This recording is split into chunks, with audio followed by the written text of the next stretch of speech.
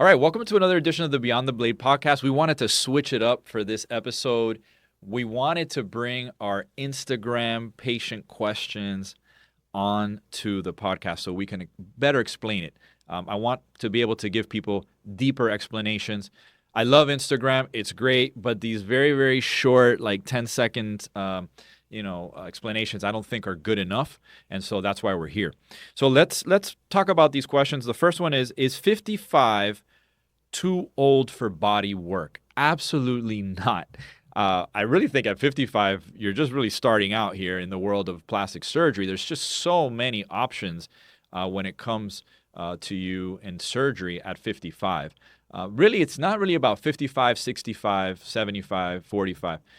Those are just numbers. We really want to focus on your overall health.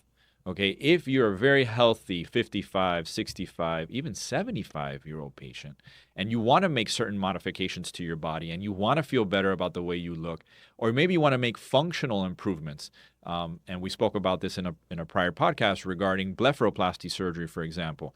That's not only a cosmetic procedure, it's also a functional surgery. So 55 is not old at all. Don't feel old, please, at 55. If you come by our Hydrology Wellness Spa, we can really help you optimize your health as well if you're worried about that. And what I mean by that is doing our in-body scale analysis to check your physical strength, to check your visceral body fat, your BMI, do a biomarker assessment, take a look at really your cell physiology, what's going on at the cellular level in your particular case. Maybe look at food allergies, maybe some items that you don't even really know that you're allergic to that are causing you inflammation, that are maybe, not helping your immune system to help battle, very simple things like coughs and colds and things like that. So come by Hydrology, and we can really do a lot to optimize your health. Okay, next question. How many cc's of fat do you typically inject for a BBL? Great question. Let's talk about BBL. So BBL surgery is very unique for each patient, and I want to explain why. Everybody's buttock is totally different, and we get into the conversation of cc's. There's a lot of focus, like how many cc's? Did you put 1,000? Did you put 500? Did you put 1,500? At the end of the day, it's really not about the cc's. It's about the overall look of the buttock that we're going for. But not only that, it's also about the individual patient's skin quality. And so we need to talk about this because I think a lot of people have a misconception about BBLs, because I think a lot of people believe that the plastic surgeon can just inject as much fat as they please. It's almost like your buttock is a latex balloon, and I can just keep pumping and pumping and pumping and pumping and pumping, and it's just going to keep growing and growing and growing and growing. That does not happen. That's totally a misnomer in the community. Really, your buttock is almost like leather. It's like, think about a leather basketball, think about a leather football, soccer ball. You can only put so much pressure into any of those balls because they will not expand any further, okay? Because of the fact that they're made out of leather. Your buttock is very much like leather. It is the thickest part of your body. Your back and your buttock receive the most friction, so it needs to be thick. It has to handle the daily wear and tear of sitting, standing, and doing a lot of physical activities, okay? So when you think about the buttock, you have to understand that even when I want to inject more fat, I can't always do that. I can't do that because the skin won't stretch. And so we have to be very careful about the idea of cc's. You can't judge a successful BBL surgery based on how much was injected in your buttock. Many times what happens when we start over-injecting, the fat starts to volcano out of the incision, which you're injecting it through.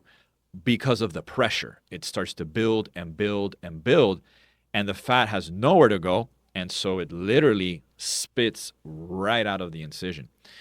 That's when we know we've gotten to our maximum fat grafting volume. And in some people, that could be 1,000 cc's, it could be 1,500 cc's, and in other people, it may only be 800 cc's. So again, I don't want anyone focusing on just cc's.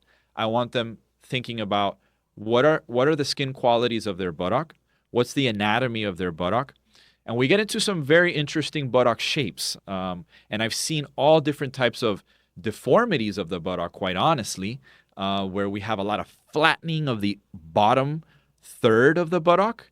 We also have some deformities at the bottom, the fold of the buttock as well, that a lot of women really don't like. And, some of these are correctable, but sometimes not 100%. Sometimes we can only hit a 70 or 80% improvement. But that's the reality of plastic surgery. So, next question. Are you able to take more than 1 liter of fat in a combination surgery? Okay, this is very good. This is really a medical legal question, and we get this question a lot.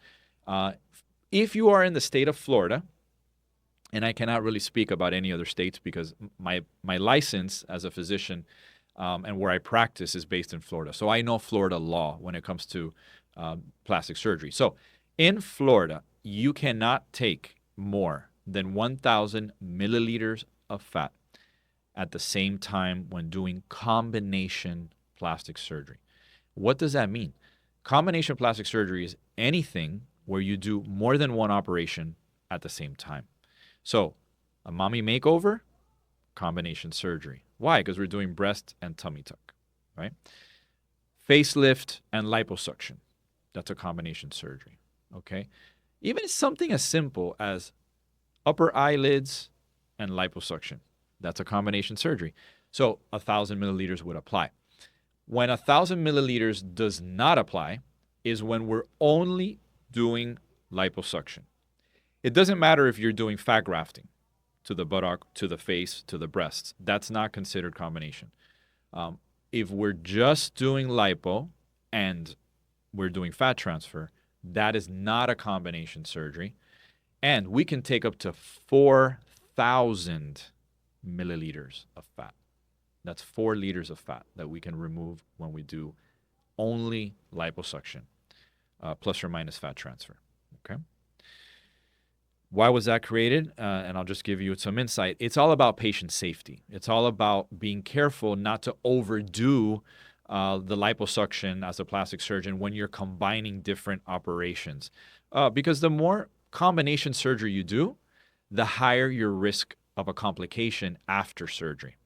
So this is a really important topic. So we're going to segue into this really quick so that everybody understands. The more surgery that you want to do in one session, the more dangerous the surgery can become, okay? So you have to be really smart about how you're combining different procedures. We need to understand that although many patients want to combine a lot of different body parts in one operation, that is not necessarily safe. And you have to be careful because depending on where you go, especially if you go overseas, for example, Mexico, Dominican Republic, Colombia, even Turkey or the Middle East, you just have to be a smart consumer of plastic surgery. Because if it sounds too good to be true, it's likely going to put you at a much higher risk of having a complication. For example, we have patients that come in after massive weight loss and they've lost 100, 150 pounds, 80 pounds, and they have many different body parts that they want to correct. It's not safe to do an arm lift with a breast lift, with a lower body lift, all at the same time. That's really a lot of surgery in one combination. Typically, you want to restrict yourself to 2 major body parts in one operation. So this is why the mommy makeover or the menopause makeover has become so popular, because we combine breast surgery with tummy tuck surgery. And that has been very, very successful and very predictable with very low complication rates. When you talk about complication rates in plastic surgery, we're talking about very low percentages. We're talking about 2%, 3% risk of anything like infection or blood clots or the need for a transfusion after surgery, hospitalization. All of these things are very small on the percentage scale, but they do exist. And you have to respect that as a surgeon, and you also have to consider that as a patient. How can we manage post-op pain? This is a great question. So many years ago, I looked at this in depth, and I started adding an amazing product called Exparel. Exparel is basically a local anesthetic. When we inject it in a specific area, it will stay in that area for 3 days. So we know that if we do a tummy tuck and we inject Exparel all along the muscle repair, you're going to have a dramatic decrease in your post-op pain for the next 72 hours. Now, we have to understand that even when we use Exparel, and when I combine it with other fantastic medications like gabapentin and intravenous Tylenol, that your pain is not going to be zero. That's impossible. To have zero pain, you'd have to be under general anesthesia. And so that's not logical. So you will have some pain, but your pain typically, from what we hear from our patients and people that have had multiple different surgeries, and then in one surgery they've used Exparel and in another surgery they haven't, is that they get at least a 50% reduction in their pain levels. And that's huge. If I can reduce your pain by 50% when doing any surgery, it's going to help you recover faster. You're going to get up and walk around more. And that has a ton of other benefits when it comes to your recovery. It reduces your chances of blood clots. Why? Because indirectly, if I inject Exparel during your tummy tuck, you're going to get up and you're going to walk a lot more because you have a lot less pain. So by walking more, you're going to circulate the blood out of your legs, out of your calf muscles, which is where blood clots form after surgery. And that's going to help us decrease the chances that you have a complication. So when you think about plastic surgery and you think of all of the recommendations that I give you when you come for a consultation with me, please understand that everything that I recommend is for your benefit, either during the surgery or after the surgery, to give you a better overall experience and also to reduce the complications that could happen after any surgery. Okay, next question, and this is going to be our last one. What are the top 3 things to do post-op to prevent wound openings? Okay. So wound openings are very dependent on the type of surgery that's being performed. Some surgeries and some body locations have a much higher risk of wound opening. So we're going to talk about those for a second. Whenever you do a T incision, so whenever skin comes together and it looks like a T point, that is a problem, okay? For a lot of patients, they have trouble healing those T points. And if you think about it, it makes sense. When you do a T point, you're bringing 3 pieces of tissue, like a triangle, and you're making it into one. You're sewing 3 individual segments into one. That puts a lot of tension on the incision. And when you have a lot of tension, you have wound healing problems, partly because of the stress of bringing this together, okay? Also because of the blood supply. So those are 2 major components. Where do we have T incisions? We have them in many of our plastic surgery procedures. Quick examples: breast lift, breast reduction. When you do anchor or wise pattern breast lift incision, it has a T point at the bottom of the breast. And that can cause us some issues with wound healing, okay? Brachioplasty. Sometimes inside of the armpit, we have to do a T incision. That can cause some concerns. Okay, thigh lifts. Way up inside the groin, when you do a substantial medial thigh lift, you have also a T point, which can cause us wound healing problems. So what can we do to help with our wound healing? So number 1, Prevena. If you haven't looked at Prevena, if you don't know what it is, please go on Google and type Prevena. P as in Peter, R-E, V as in Victor, E, N as in Nancy, A as in Apple. Prevena Incisional Wound System. This is a revolutionary product. Again, on the podcast, you can take a deep dive into Prevena because we have a session on that. But Prevena helps by removing tension from the incision. So it's a vacuum suction dressing. It has a little pump. It's maybe a little bit bigger than an iPhone. It basically is applying 24-hour suction to your incision so that even if you move around, even if you get out of bed or you stretch, or maybe you do something inadvertently that you weren't expecting to do, the Prevena will keep your incision not only watertight, it'll keep it on suction and put together, releasing tension for, in most areas, 7 days, but in the breasts, it's FDA approved for 2 weeks. So when we talk about breast lifts, we talk about breast reductions, for example, the Prevena device is revolutionary because it takes the pressure off of that T-point incision, which at the end of the day is the one that causes us problems. So Prevena is a no-brainer. Okay, that's number one. Number two, hyperbaric oxygen. Okay, if you want to enhance your wound healing, you jump into the hyperbaric oxygen chamber at Hydrology Wellness the next day or 2 days after surgery. It is a game changer. It will oxygenate the tissue. It'll bring more oxygen into your body because of the pressurized chamber, much more oxygen that you would ever be able to breathe in your normal day-to-day environment. You know, this is an oxygen-rich chamber.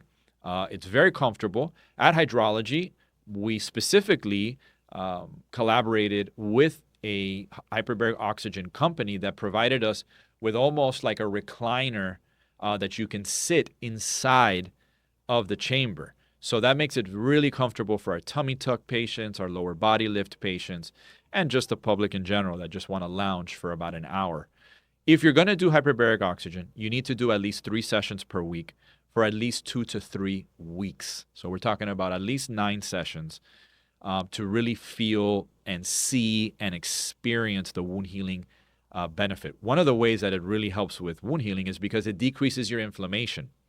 And we know as plastic surgeons, if you have inflammation, your wound healing is going to go down. So if you have access to a hyperbaric oxygen chamber, you can reverse that by getting rid of a lot of inflammation. Okay, the third thing that we talk about in terms of enhancing wound healing is, of course, your nutrition. Okay, this comes down to the cellular level. At Zuri Plastic Surgery, we're happy to give you our recommendations on the different supplements, the different vitamins, and the products that we recommend, for wound healing and reduction of inflammation. A lot of these are all over the counter. They span from Arnica montana, which is a great naturopathic medication that helps with swelling and bruising. There's bromelain.